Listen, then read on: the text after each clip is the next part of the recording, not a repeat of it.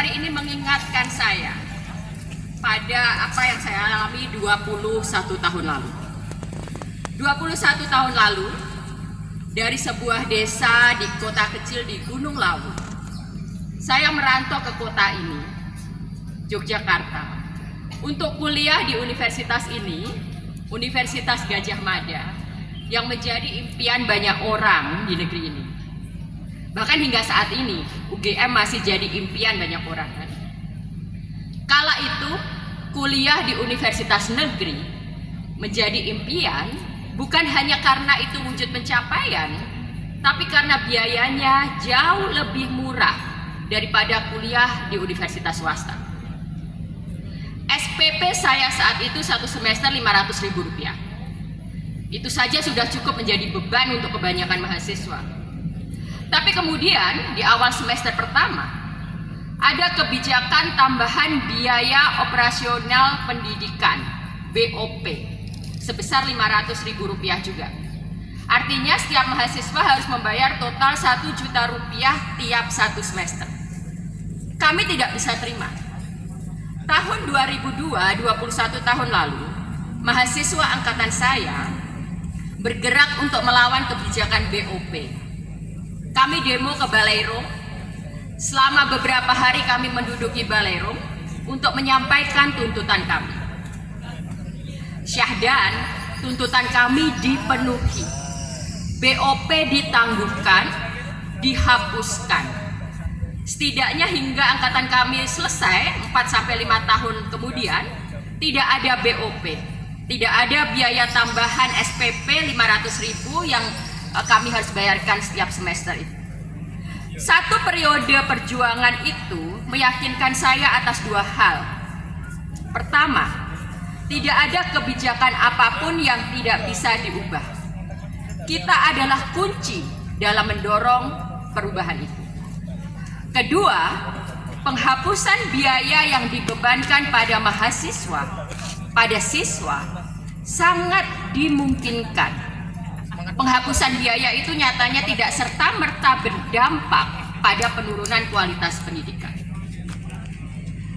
Tapi sayangnya, kemenangan kecil kami dalam memperjuangkan BOP ternyata hanya bertahan singkat. Kini biaya kuliah di universitas negeri bisa sama mahal atau bahkan lebih mahal dibanding perguruan tinggi swasta. Belum lagi ketika mahasiswa datang dari luar kota sehingga membutuhkan biaya kos, biaya hidup yang jelas-jelas semakin meningkat dari tahun ke tahun. Jelas kuliah masih bukan untuk semua orang. Bagi banyak orang, menjadi sarjana adalah sebuah impian yang tak mungkin tergapai. Bagi banyak keluarga, bisa menyekolahkan anak hingga perguruan tinggi adalah sebuah mukjizat atau sebuah pengorbanan darah dan air mata dalam makna yang sesungguhnya. Banyak orang tua harus menjual sawah atau berutang hanya demi mengantarkan anaknya menjadi sarjana. Pendidikan tinggi masih menjadi barang mewah di negeri ini. Faktanya, mayoritas penduduk Indonesia masih berpendidikan rendah. Hanya 6,4% dari jumlah penduduk yang mengenyam pendidikan tinggi. Sebanyak 80% populasi di Indonesia berpendidikan SMP. Jadi sekedar untuk menuntaskan amanat wajib belajar 12 tahun pun kita masih belum bisa. Data ini masih ada lanjutannya. Dari total pengangguran yang ada di Indonesia, 76% adalah lulusan SD SMP. Artinya ada korelasi langsung antara tingkat pendidikan dan kesempatan untuk mendapat pekerjaan. Ketika lapangan kerja hanya terbuka untuk mereka yang menempuh pendidikan tinggi, sementara hanya kurang dari 10% masyarakat yang punya kesempatan untuk kuliah, maka semakin banyak generasi produktif yang akan terjebak dalam pengangguran dan kemiskinan. Namun jangan artikan fakta ini bahwa kita harus memuja gelar sarjana. Gelar sarjana jelas tidak menjamin kemampuan, keterampilan, dan intelektualitas seseorang. Nyatanya banyak sarjana yang tak mampu memahami persoalan-persoalan dasar, yang tak punya kemampuan berpikir logis, analitis, yang tak bisa berpikir kritis. Namun ketika sistem yang berlaku hari ini mengharuskan seseorang memiliki gelar sarjana untuk melamar pekerjaan, maka mau tidak mau, suka tidak suka, gelar sarjana telah menjadi sebuah kebutuhan.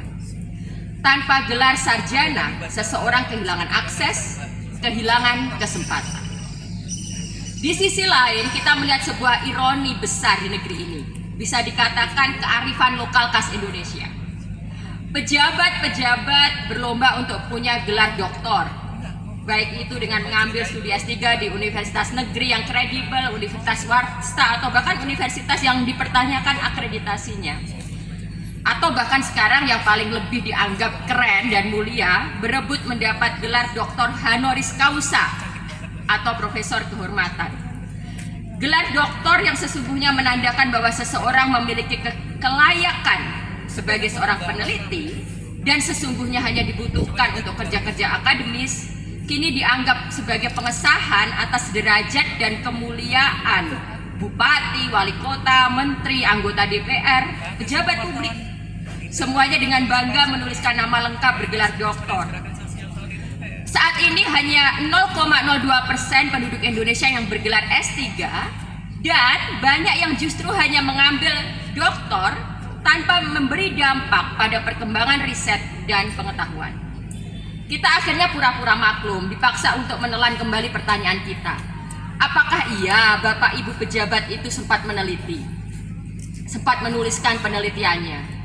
Memang mau dipakai apa sih gelar doktor dari bapak-bapak pejabat itu? Sementara itu, peneliti dan akademisi yang justru benar-benar membutuhkan kesempatan studi S3 masih harus bertarung dengan kesulitan hidup dan tuntutan profesi. Bagi mereka ini, gelar doktor adalah perkara kelangsungan hidup. Untuk menjadi pengajar di kampus, sekarang seseorang harus bergelar doktor. Untuk mendapat pekerjaan peneliti, harus bergelar doktor. Tuntutan untuk studi berhadapan dengan kenyataan gaji yang rendah dan seabrek pekerjaan rumah. Sudah bukan rahasia bahwa gaji dosen di Indonesia sangat rendah, salah satu yang terendah di dunia. 43% dosen menerima pendapatan di bawah 3 juta, sepertiga dosen di Indonesia punya gaji 3-5 juta, sepertiganya di atas 5 juta. Seorang dosen harus berakrobat untuk memenuhi kebutuhan hidup, untuk tetap bisa mengajar, untuk melakukan penelitian dan publikasi demi memenuhi kredit kenaikan pangkat atau sekedar mendapat tunjangan. Dan jangan lupa, dosen juga masih harus menjalankan yang namanya pengabdian masyarakat. Ketika sekarang ada kesadaran di kalangan dosen muda untuk bangkit, bersatu, memperjuangkan nasib, masih ada yang nyinyir. Katanya, dosen itu bukan buruh, hanya buruh yang turun ke jalan untuk menuntut kenaikan upah. Ironisnya, suara seperti itu datang dari sesama dosen, dari profesor-profesor senior. Ketika dosen-dosen tak bisa memperjuangkan kesejahteraannya sendiri, maka sudah bisa dibayangkan apa yang akan terjadi. Bukan hanya sekedar pertaruhan atas kualitas pendidikan tinggi di Indonesia, tapi juga fenomena di mana dosen-dosen mengantri untuk bisa masuk ke gerbong kekuasaan. Jadi staf sus, jadi staf ahli, komisaris BUMN, syukur-syukur bisa jadi menteri kan. Banyak yang dari UGM yang jadi menteri. Jadi memang begitulah kenyataan kita hari ini. Di sini kemudian pertanyaan besar kita, ketika gaji dosen tetap kecil dan biaya kuliah semakin mahal, kemana larinya uang-uang itu kan?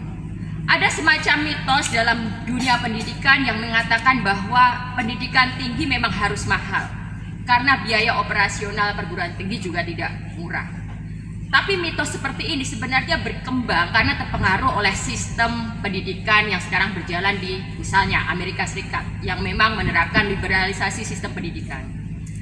Di sana sistem student loan, pinjaman untuk student alias utang mahasiswa menjadi hal yang wajar. Utang dibayar setelah mahasiswa lulus kuliah dan mulai bekerja. Hal yang sekilas tampak mulia tapi sebenarnya adalah sebuah jebakan. Para sarjana baru yang mulai meniti karir harus menanggung utang. Beban utang harus bertemu dengan kebutuhan-kebutuhan lain mulai dari biaya hidup, biaya anak sekolah, cicilan rumah. Belum lagi ketika mahasiswa itu, fresh graduate itu adalah bagian dari generasi sandwich yang harus membiayai orang tuanya.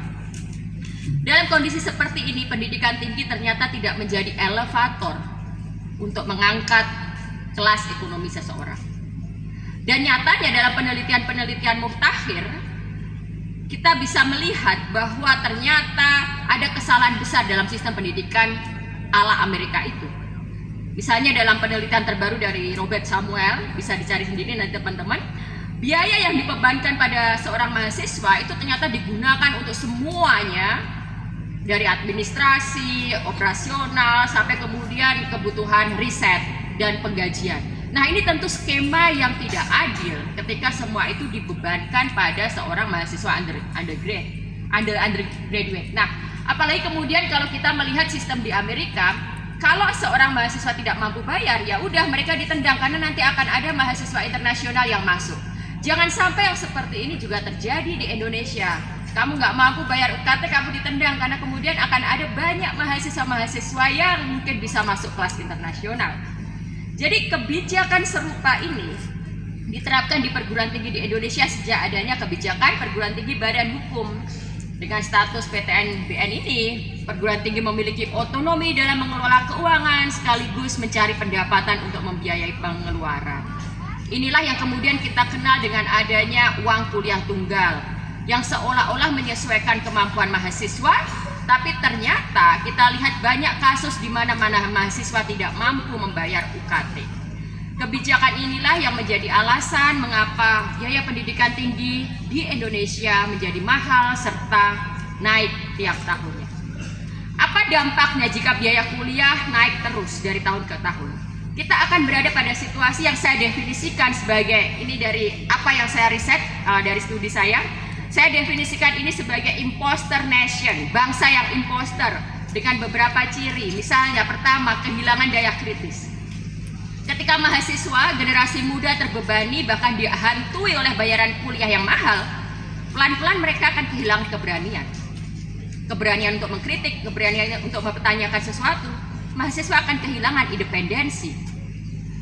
Biaya kuliah yang mahal juga menjadi kontrol kekuasaan, kontrol otoritas, baik itu otoritas kampus, negara, maupun kelompok-kelompok lain. Ketika mahasiswa terdesak tak bisa membayar kuliah lalu terancam dikeluarkan, nanti akan ada pihak yang membantu. Tapi jangan salah, mereka pun bisa datang sebagai bentuk kontrol itu. Biaya kuliah mahal membentuk masyarakat yang pragmatis, mahasiswa yang mau cepat lulus, nggak usahlah demo-demoan, nggak usahlah terlibat dalam aksi-aksi seperti ini, buat apa, yang penting cepat lulus. Lalu yang keempat, yang juga menjadi dampak penting dan harus menjadi kesadaran kita bersama, ini semua akan memutus tradisi intelektualisme. Intelektualisme tidak ada hubungannya dengan gelar kesarjanaan. Setiap mahasiswa bisa dapat gelar sarjana, tapi tradisi untuk menggunakan pikiran dan pengetahuan kita dalam membangun masyarakat akan hilang begitu saja. Lantas, apa mungkin kuliah gratis di kampus negeri diwujudkan di Indonesia? Saya akan menjawab dengan penuh keyakinan sangat mungkin dan sangat wajar. Kita bisa sedikit mengilustrasikan bagaimana anggaran yang dialokasikan dari APBN di bidang pendidikan tahun 2023 adalah sebesar 612 triliun. Dan di 2024 adalah 688 triliun. Anggaran sebesar itu jika dikelola dengan benar akan bisa memberikan pendidikan tinggi gratis pada setiap mahasiswa di sekolah negeri di Indonesia. Itu sudah mengasumsikan bahwa guru dan dosen akan digaji dengan layak, dengan asumsi ada sekitar 2 juta orang, dan kemudian ada subsidi, ada biaya untuk operasional masing-masing siswa di setiap level. Di sekolah negeri mulai dari SD, SMP hingga SMA, bahkan biaya pelatihan guru, lalu kemudian sisanya masih bisa menganggarkan untuk riset. Ini soal political will, ini soal bagaimana pembuat kebijakan punya prioritas dan punya kesadaran dalam mengelola anggaran. Faktanya adalah anggaran pendidikan sudah besar, tinggal bagaimana pengelolaannya. Dengan anggaran pendidikan yang 20% dari APBN tersebut, pendidikan tinggi yang gratis disertai kualitas yang baik bisa dilaksanakan oleh Indonesia dengan catatan adanya kemauan politik, tata kelola keuangan yang baik, serta bebas korupsi. Apalagi jika presiden mendatang, karena saya sudah baca visi misinya, tiga-tiganya mengakui pentingnya pendidikan dan pembangunan kualitas sumber daya manusia, maka tidak ada alasan untuk tak mewujudkan pendidikan tinggi gratis untuk semua di Indonesia. Jadi, mungkinkah pendidikan tinggi gratis dan berkualitas? Sangat mungkin. Terima kasih.